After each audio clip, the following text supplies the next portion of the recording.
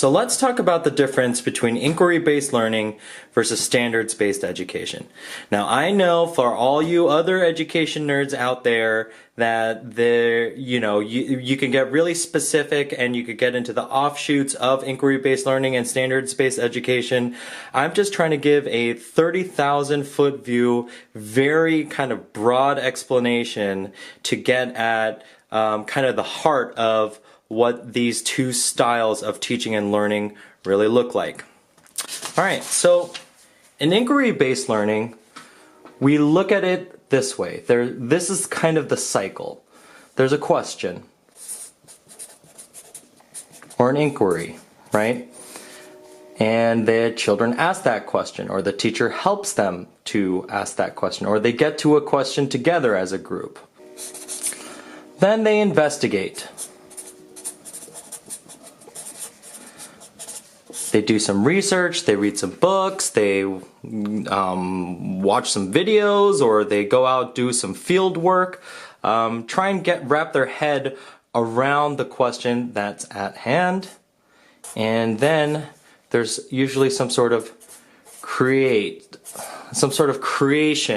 that happens. Now, for young children, we are talking about early childhood here. These two things, investigate and create, can oftentimes be happening at the same time. They're creating while they're investigating, or while they're investigating, they are creating something.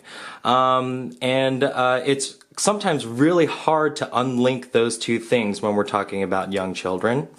The other thing too, if you really want to get into it, this question part, the inquiry, that's kind of harder to interpret or to really understand as an early childhood teacher, can also be happening, interchangeably here, or new questions might come up at any given time in the stage, in the other two stages.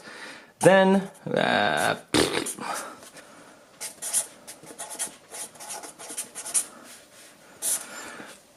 in some way, some form, somehow, there's some sort of discussion or sharing or presentation of what it is that that has been learned or found. That's oftentimes done with the teacher or the child, or the child can do it, themselves. It can happen during a morning meeting. It can happen kind of during that project time. I've seen it a lot of different ways.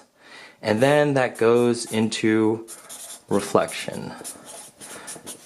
Now, depending on who you talk to, this reflect part, it can be a very personal thing where the teacher is kind of scaffolding that and kind of creating pathways towards reflection, whether it's through journaling or drawing, or having even more discussions that kind of a guided reflection, or it can happen through through the teacher. It can happen through documentation, and the teachers are talking to each other, or teachers and families are talking to each other.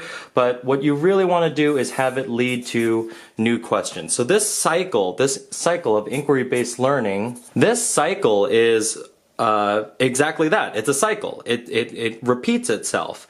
And this style of education and this style of teaching and learning forces you as the teacher and the children to go deep. And it has children asking questions. And if your goal as a teacher is to have children ask better questions, then this is a great way to go. It's also a great way to have children think critically and to think creatively about their process. Now, the other thing to think about here is that really, when we're teaching this style of learning, this gets into the world of metacognition, which is a fancy word for thinking about thinking, right? How to think.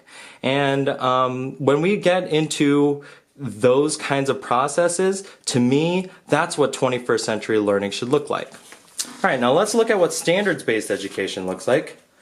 Now, in standards-based education, someone or some people very far away from the kid and from you, they talk, and they come up with standards. Now, that's kind of a crude way of describing it. They're going through research. They're trying to understand, what should children know at what age, what's developmentally appropriate. They're trying to get at that answer. But if you can't tell where my bias is already, the whole question that they're asking is flawed. They're asking, what should children know? What should they know? As opposed to how should children learn? And what exactly is learning, right? So they don't really answer that question. They're answering, what should children know? And when you ask that question, inevitably it looks like a list. It's always some kind of list, right? And what they're saying then is all children at a certain age needs to know this, right?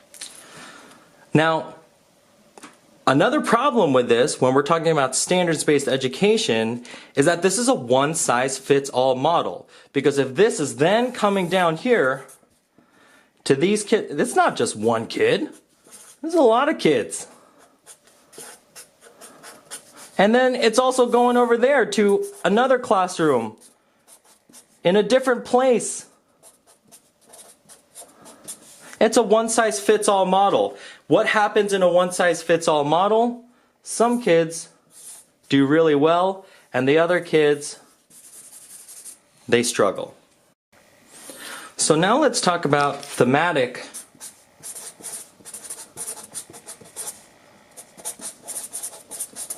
teaching, which isn't necessarily standards-based education, but it has become that in early childhood education in many places, not everywhere, but in many places.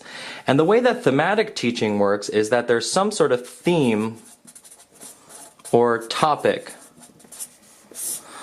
selected by the teachers. Maybe it can be emergent if the teacher bases the theme or the topic off of what they're seeing from the children or noticing from the children, or something that's kind of current, like a very common theme is Harvest Festival or Winter Time or Safari, Jungle, Dinosaurs, Outer Space. You name it, right? Pick a theme, pick a topic, and teachers have done some sort of thematic-based approach around it.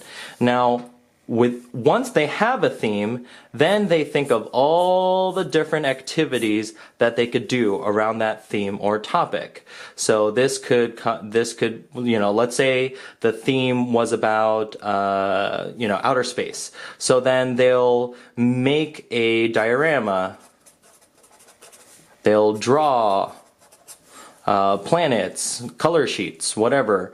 They'll have space suits. They'll make a rocket ship. And so on and so forth. And that's kind of how thematic-based teaching works. And the idea behind thematic-based teaching is that when you pick a theme or a topic, you're making connections for the children. The children see the connections between all these different activities. Now, I have a couple of comments to say about thematic-based teaching. First of all, thematic-based teaching really only gets at the surface. It really only gets at the surface of that topic. It's very superficial, right? You're making a rocket ship, but how are you making that rocket ship, right? Where did that design for the rocket ship come from? Did the children draw it and then measure and find materials and do that? Or did you provide all the materials for the children to make something that, where all the kids are making a very similar product, right? Those are two very different processes. Or, so that's an example of when thematic-based teaching only really touches the surface of what it is that the children are really interested in.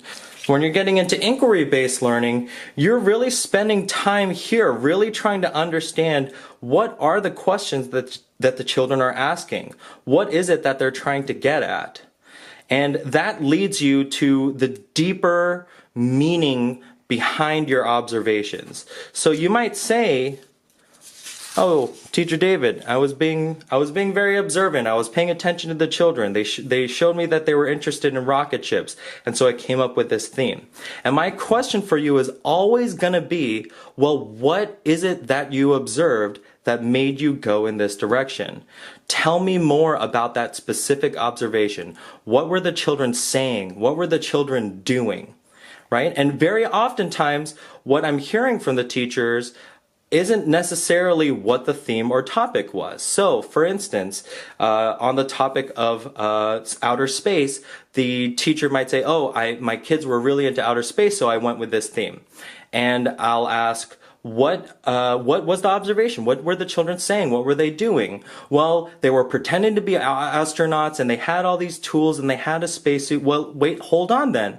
For me, then, it's not necessarily about outer space. Outer space is the kind of imaginary, creative vehicle that they're using. But for me, it's more about transformation. They are becoming these characters. So that's more of about storytelling and dramatic play and trying to understand power dynamics of what it means to be an adult, right? So that's where inquiry-based learning really kind of helps us to get at the real question that children are asking. And they might not articulate it to you. They might not be able to say it in more or less words. Part of our job is kind of interpreting and trying to understand it. Now, going back to this, when we're comparing inquiry-based learning to standards-based education, this is the current paradigm. This is the prevailing traditional model that we see in our schools, right? It's an issue of equity. I've already pointed out. It works very well for a few, it works not so well for the rest. But when we're talking about standards-based education, we're not really asking the right questions. And when we're thinking about 21st century learning, we're thinking about critical thinking, creativity, collaboration, all of those things. This is a model where the responsibility of the education is on the child, right? They are doing all these things. This makes children an active participant in their learning, as opposed to here where they are passive recipients of information. And don't tell me that that's knowledge. It's not knowledge until it happens here, right? This is all information until it happens here. That's when it becomes knowledge.